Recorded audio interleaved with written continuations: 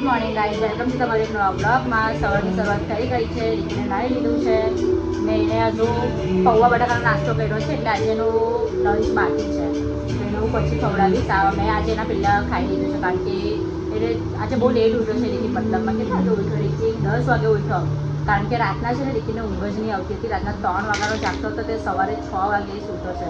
એટલે 6 વાગે સૂઈ ગયો, એટલે એ ભાઈ છે ને 10 વાગે ઉઠ્યો છે. 10 વાગે આ તમે જોઈ શકો છો. અત્યારે એની કાર બધા ટોયસ રમે છે ને અત્યારે ટીવી જોઈ છે. તો આવું જ કહ્યું હતું. રાતના એને ઊંઘ જ નહીં આવતી હતી પહેલી વાત તો. ને ત્યાંથી પેલા લોકો મને જોઈ છે, ત્યાં કેમેરો પકડીને ફોન સાથે વાત કરે છે. છે ને મતલબમાં શું કીધી હતી? હા, કે રીતિને છે ને ઊંઘ નહીં આવતી હતી, તો સવારે કેટલા 10 વાગે ઉઠ્યો. સવારે સૂતી જતો હતો. હવે છે ને સૂવામાં બહુ જ ચોરી કરે છે. મતલબમાં એ પહેલે જેવો નથી સૂતો, એને બહુ ટાઈમ લાગે છે સૂવામાં. તો બપોરે જોઉં છું હવે કઈ રીતના શું કરે છે. તો અત્યારે પછી એને ખવડાવીશ. થોડું લેટ 11:30 તો સમથિંગ એને ખવડાવી દેવું, કારણ કે હજુ જસ્ટ એને નાસ્તો કર્યો છે. અત્યારે જો એનું ફેસ, એને જોઈને લાગે છે કે આ ભાઈ રાતના સૂતો નથી. ને મને બિલકુલ સૂવા નથી દીધી. આ છોકરાએ મને બિલકુલ નથી સૂવા દીધી રાતના. તો એક તો મને રાતના રાતના પાછળ એક તો સૂઈ લેટ, મતલબમાં 12 વાગે સૂઈ જાય. એટલે 12 વાગે સૂઈ એટલે તરત તો આપણે ઊંઘ આવવાની નથી. મને તો ઊંઘ આવતા 1 વાગી જાય. એટલે 1 વાગે મેં સૂતીને મને 3 વાગે પાછી એને ઉઠાડી દીધેલી હતી. એટલે મારી તો આજે ઊંઘ જ નથી. રમકડા બધા ફેંકે છે આજે. જો લેકિનનો ફેસ, લેકિન સ્માઇલ આપે એવું લાગતું નથી. લેકિન સ્માઇલ કરે, લેકિન સ્માઇલ આપે. ગાઈઝ આ લોકો આટલું પડે ને કभी સુધરતા નથી. એટલી મસ્તી કરતા છે આ લોકો 3 જણા.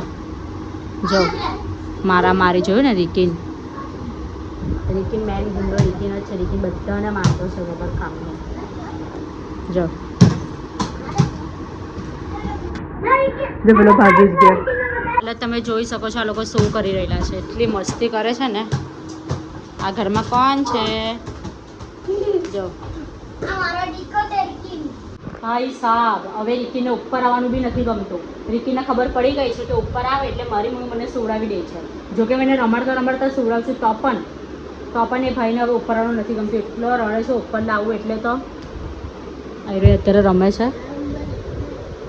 આયરો આ છે સુવાનો ચોર, ખાવાનો ચોર, બધી રીતનો ચોર થઈ ગયો છે મારો છોકરાને. ખબર નહીં, નવું શીખે છે. જેમ જેમ મોટો થાય છે ને નવું શીખે છે. આ જ છે રીકિન, જે બીજા બધા છોકરાઓને મારે છે ને કોઈ બી એને ટચ કરે ને મમ્મા મમ્મા એટલું બધું બૂમા બૂમ કરી નાખે. એને જરાક ટચ નહીં થવું જોઈએ, ભલે બીજાને ગમે એટલું મારી લે. હવે મને એમ થાય છે કે મેં રીકિનને સુવડાવું કઈ રીતના, કારણ કે લાઇટ ઓફ કરે તો પણ એ ભાઈ રડે છે ને બહાના તો ટોટલી શોધે જ છે. રડવાના બહાના તો એ શોધે જ છે ને. એટલું બધું રડે ને કે એની કોઈ હદ જ નથી. એટલે કંઈ નહીં, આ વ્લોગને મારે અહીંયા જ એન્ડ કરવો પડશે, કારણ કે મારે જેમ તેમ કરીને સુવડાવવું પડશે. કારણ કે જો એનું ચાલુ થઈ ગયું છે બહાના રડવાના, આમ ને તેમ જોયું.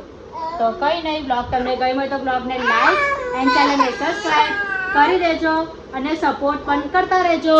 Bye bye.